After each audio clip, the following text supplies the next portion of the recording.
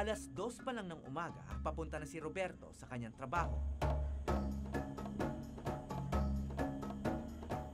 Araw-araw, hindi lang pamilya niya ang umaasa sa kanya, kundi marami pang iba.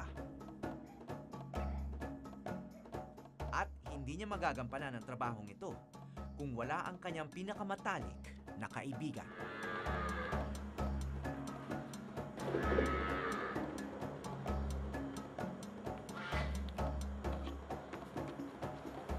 Pag alang pulong maliit, hindi makakagatas kasi alasasangkal.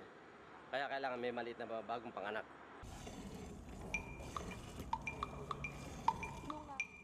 Halos 10 taon nang iniwan ni Roberto ang pagbubungkal ng lupa para maggatas ng kalabaw. Yung kalabaw na ngayon, ginagawa lang hanap ko sa gatasan para pantulong sa pamilya. Pambaon ng eskwela, pambili ng ulam sa bahay. Kaya awa ng Diyos, dalawa na tapos ko isang 4 na taon, isang 2 years.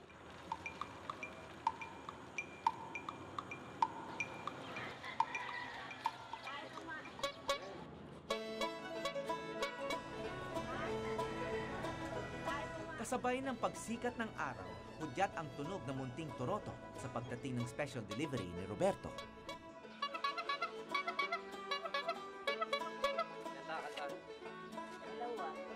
99% ng gatas sa Pilipinas ay galing sa ibang bansa. 1% lang ang mula sa Pilipinas. Gatas! Kabilang dito ang kontribusyon ni Roberto. Pag kumakain ka ng kanin, malasa siya. Masarap iulam sa tuyo.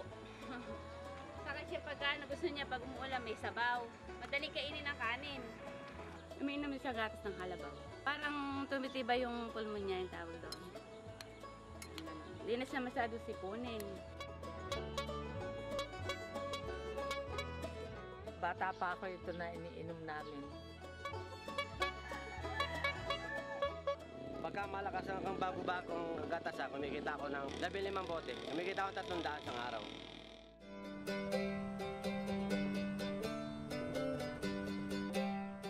Espesyal ang araw na ito para kay Roberto at sa kanyang 5 alaga. Bukas sa pista ng mga kalabaw, pihadong bida ang kanyang 8 taong gulang na alagang si Jopay. Pero hindi pagsasayaw ang talento nito. Gusto ko kasi na sumikat eh. Pero siya, kung na rin sa pagpisa ng bayan, siya ang pagkakulpumpungan. Pag sinabing Jopay load, siguradong lulot si Jopay. Hey!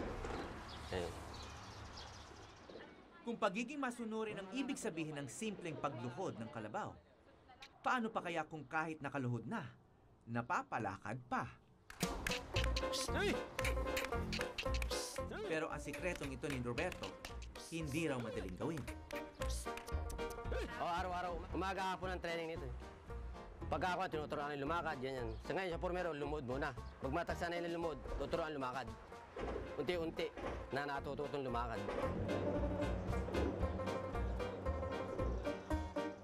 Wala nang tuturo niya. Salis-salis sila kung tinuturuan eh. Salis-salis eh.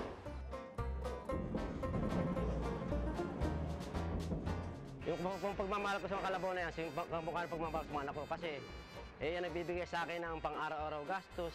Tuwing umaga, meron akong pera.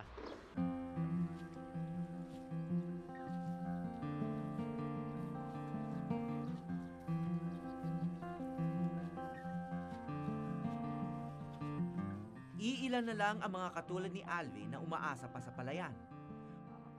Wala siyang sariling lupa na sinasaka. Ang kanyang 25 taong gulang na kalabaw na si Cesar, lalaki, kaya't walang gatas na maaasahan dito.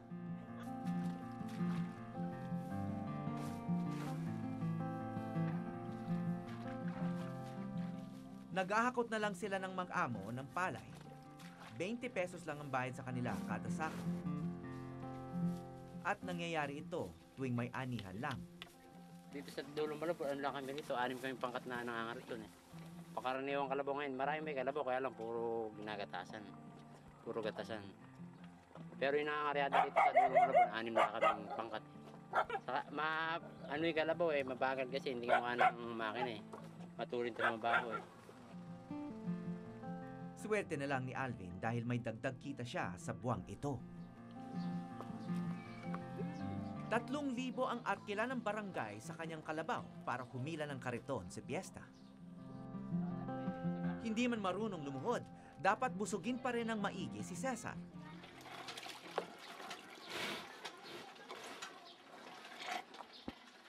At ahitan.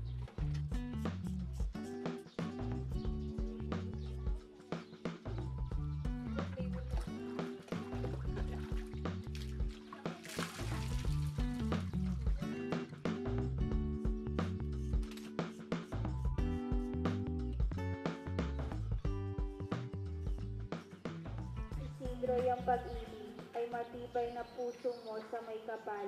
Ang barangay Dulong Malambon, abala na sa paghahanda ng kanilang kariton sa piyesta.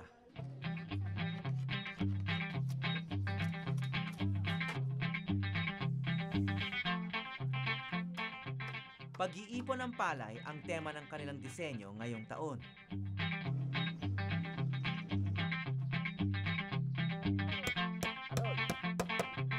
Pagkilala raw sa biyaya ng kanilang patron na si San Isidro. Ito, yung sa aming konsepto na ito, yung pag-iipon ng palay. Yung paggapas na, sundan ito, yung ginagapas, tapos ito, iipunin na. Yung lilikit pa, igagayak para naman gigiikin. Dala naman ang kuha sa amin.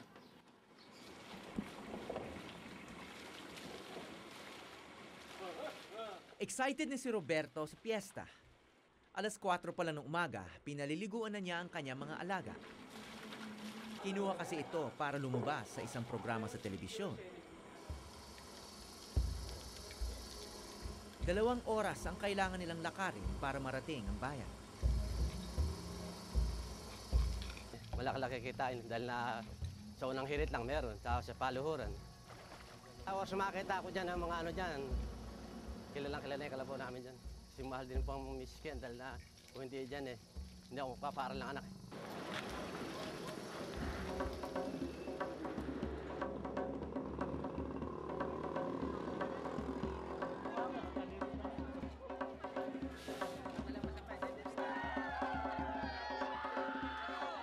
Mahigit 300 kalabaw sa buong Bulacan ang dumayo ngayong araw sa Pulilan upang makipiesta. Lahat sila ay simbolo rin ng pagkamaamo na magbubukid. Ngunit minsan, napupuno rin ang salok. Ingatan na lang, dahan-dahan. Hoy! Huwag mo nang paluin! Kaya man lumaki! Ayun po, tumabi po tayo.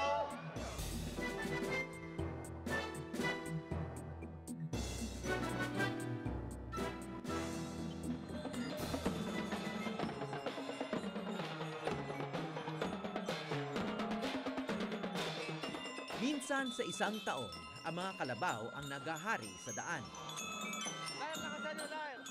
Meron nakakostume, may kinulayan ng sungay, may mistiso, at may mga pintados.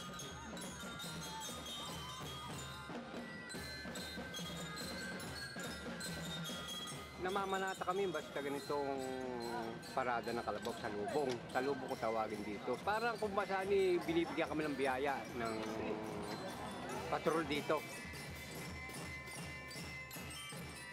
Hindi, maganda kasi siya nakikita kasi mistiso.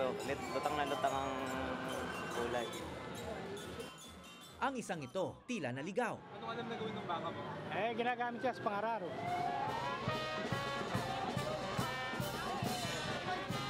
Dahil sa ingay, mukhang mainit na ang ulo ng isang ito.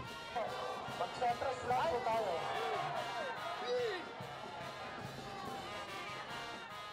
Pero si Cesar, ilang oras man ang nilakad mula sa kanilang barangay, nakapostura pa rin.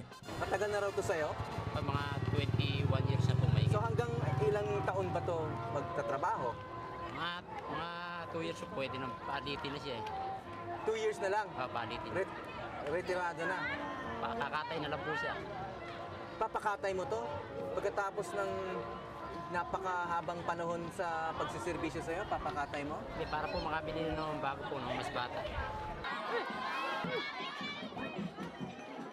Kung 2 taon na lang ang nalalabi para kay Cesar, lampas naman ang 10 piyesta ang madadaluhan pa ni Jopay. Pagtapos na yung pagsiservisyo niya sa'yo, ipapakatay mo rin ba? Nakakunti pakatay eh. Ha? Pakakatay na pagka makulang na. Pagka hindi na ayaw na magtuloy, nakakatay na namin pagka ayaw. Ang karne ba ng magulang na kalabaw, napapakinabangan pa? Kinakain pa rin yan. Kinakain pa rin. Kinakain pa rin. Pero pag pinakatay mo ang kalabaw na matagal mong inalagaan, hindi ka ba malulungkot? Nakakalungkot sir. Nakapanghinayang. Kasi matagal namin servisyo. Nakakakuha ng ibenta rin. Kaya Kailangan din pakinabangan kahit paano. Sa dinami-dami ng matapat na alaga na magsasaka rito, mahirap isipin na lahat sila sa katayan ang huling hantungan. Kaya po kumahari, kung lumuloy ang kalaban, dito na po niyo panuhurin sa tapat ng ating simbahan.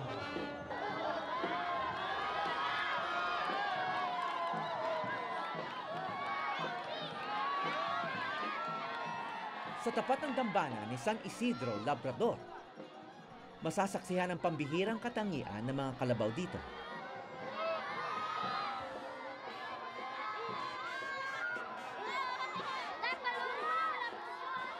Ang pagluhod na ito ay hindi lang pagbibigay galang sa mahal na patron, kundi simbolo ng pagsusumamo ng kalabaw sa tao.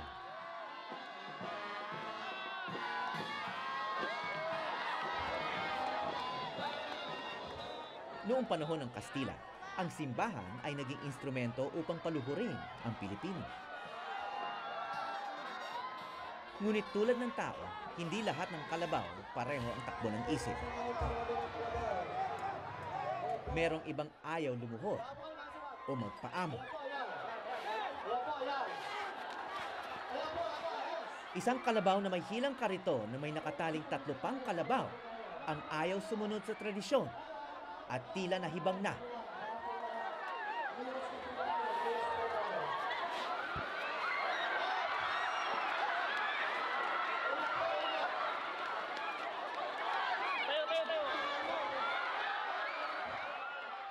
Habang lalong pinipigilan, lalo naman itong nagwawala. At sa isang iglap, ang piyesta'y naging paghuramentado ng isang barakong kalabaw.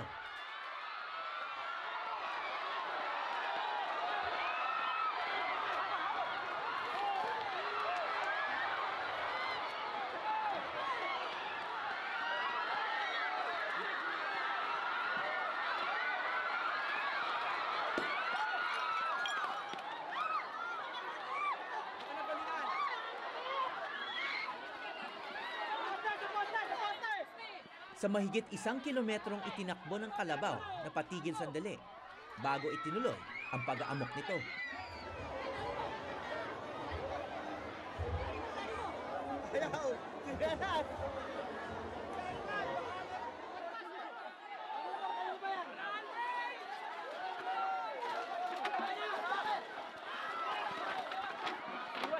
Iwas yung Stevers, ha? Hoy! Kalimutan! Kalimutan!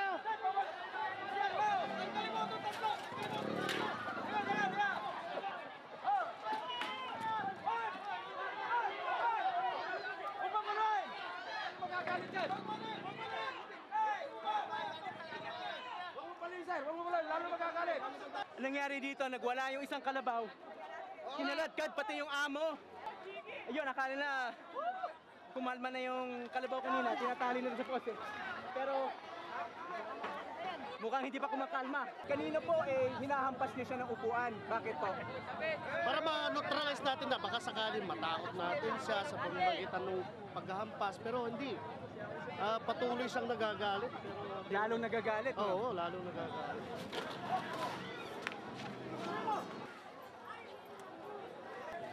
Napakalma ng kaunti ang nagwawalang kalabaw at itinali sa isang waiting shed.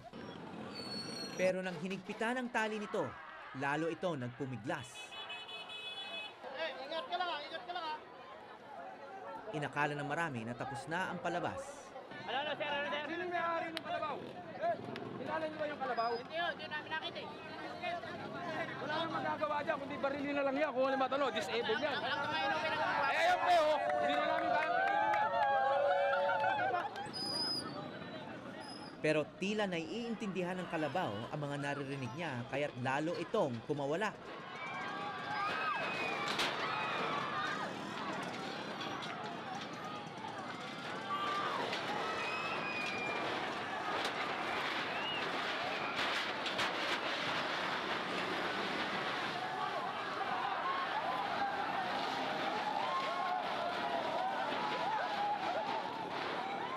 Kanina pa kami tumatakbo. Akala namin tapos na.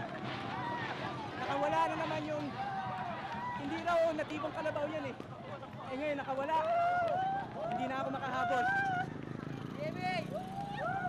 Hingal kalabaw na ako.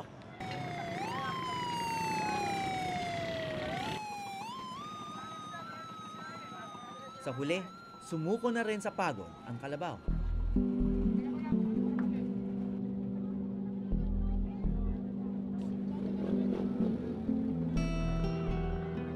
Bihira ba ito mangyari o madalas? Ngayon lang.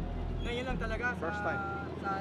sa termino ninyo o sa kasaysayan? Sa kasaysayan ng piyesta, ngayon lang. Pero bakit ngayon? Bakit pagpuring kalabaw ito? Bakit ngayon lang nangyari? Bulgarian buffalo yan. Bulugang kasi. Yung karaniwan kasi ron sa ganyan, may pagka-wild. So kung ganun po, bakit sinasama pa sila sa parada na maraming sibilyan at inosenteng tao? Actually, yan, para bang aso na may, hindi naman lahat ng oras eh. Di ba may nauulol? Once in blue moon lang yan. Kanina ho, may sumisigaw. Sabi nila, barilin na raw ng pulis. Sa ganito karaming tao, hindi advisable ang baril. Dapat lang talaga, ganyan, pacified. Actually, kung walang tao, pacified na. Nasugatan ka pala. Ito, oh. Ano nangyari? Dito ko sa taas ako sa taas, ibabaw. Tapos, anong nabangga ng kaplang? Yung gilid, tapos ano nangyari sa tricycle? Tanggal yung ano niya, dumikit yung balat ng kalabaw dito. Ikala ko ano lang palabas lang nila yung kuhanan na pala yun. Makamamatay na pala namin, di namin alam. Saan dadalhin yan ngayon? Dito lang sa dulo nitong kabilang bayan, Plaridel. Dayo pala mula sa Plaridel ang nag-amok na kalabaw.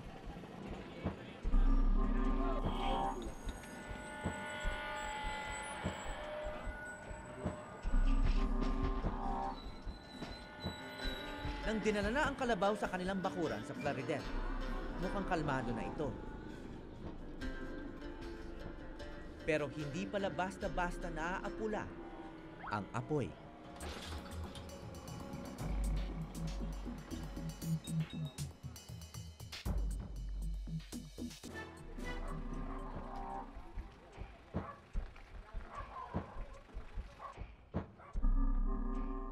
Pagdating sa Plaridel, animoy kinikilatis ng kalabaw ang mga taong nasa paligid niya. Lalo na ang mga di niya kilala. Isa lang si Buffalo sa 8 kalabaw ni Bobby Gatus. 6 na taon na si Buffalo at bilang bulugan, siya ang hari dito. Pero karaniwan dito, mabait siya. Mabait siya dito. Baka hindi nang sanay sa maraming tao. Hindi, kumbaga nga doon na ano nga siya, nagalit na siya. Sinisigawan nga naman siya doon. Natataranta siya, lingap ng lingap eh. Eh dito nga naman, ang nakikita niya puro madalang. Bukod sa pagiging first-timer sa piyesta sa Pulilan, hindi pala native ang lahi ni Buffalo. Kumbaga saan hindi Tagalog ito, kumbaga saan imported siya. Kalabaw pa rin. Kalabaw pa rin. Ibang lahi. Ibang lahi, kaya nga ginamit na pagkakalabon. Ay bukod nga doon, iba pag sa batag ito, iba ang kuko nito. Kukong bao ito.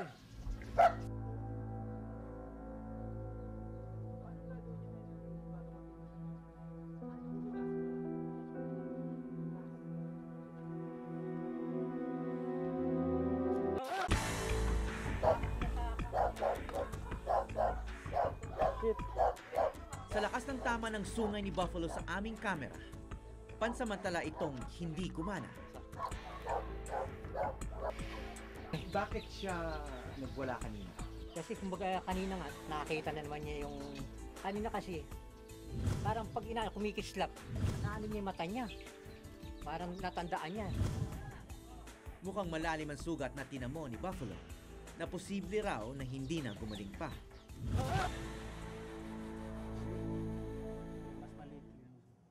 Para maintindihan ang dahilan ng pag-aamok ni Buffalo, sumangguni kami sa Philippine Carabao Center sa Nueva Ecija. Ang naghuramentadong kalabaw, isa palang Bulgarian Mura Buffalo. Ang characteristics nun, temperament, pag hindi sanay sa tao, kung gusto niya, tumakbo siya.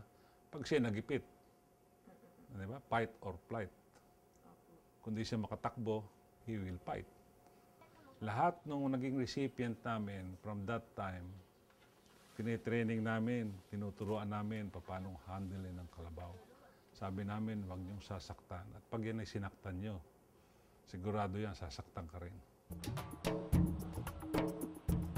Dekada 90 na mag-import ang Pilipinas ng mga Mura Buffalo mula sa ibang bansa. Kailangan daw kasing palakasin ang lahi ng ating native na kalabaw.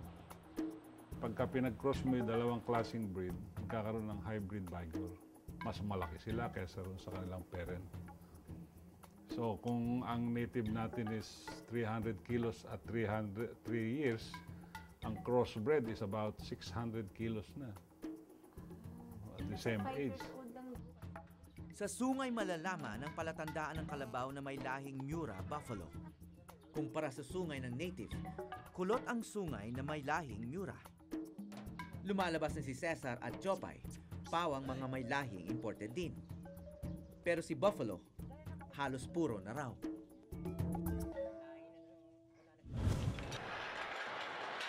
Hindi sa huling patak ng gatas at hindi sa huling anihan nagwawakas ang parada ng mga kalabaw. Paano minsan, yung iba, wala na silbi, hindi nakatulog ng mga bata na talagang malalakas pa. Ito, may hinaan na kasi, kaya kumarate na lang. Ang mga matatandang kalabaw, kahit gaano kahabang nagserbisyo sa amo, ibinibenta para karnihin. Mas lis ang taba ng kalabaw. At saka yung ano niya is whitish yung color ng kanyang taba. Samantala yung ano, yung baka, yellowish yung taba.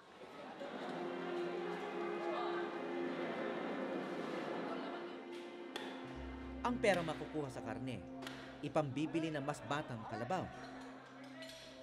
Natuturuan ding sumunod sa tao at lumuhod sa mga santo.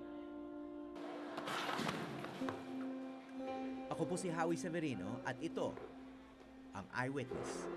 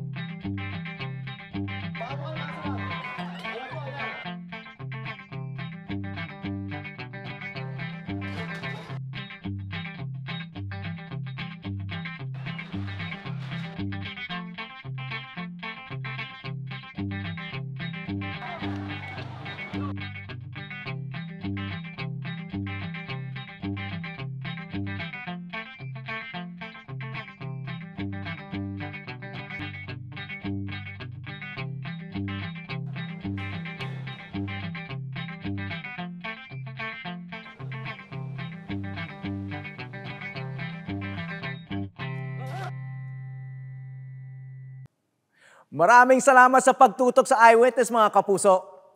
Anong masasabi niyo sa dokumentaryong ito? I-comment na yan at mag-subscribe sa GMA Public Affairs YouTube channel.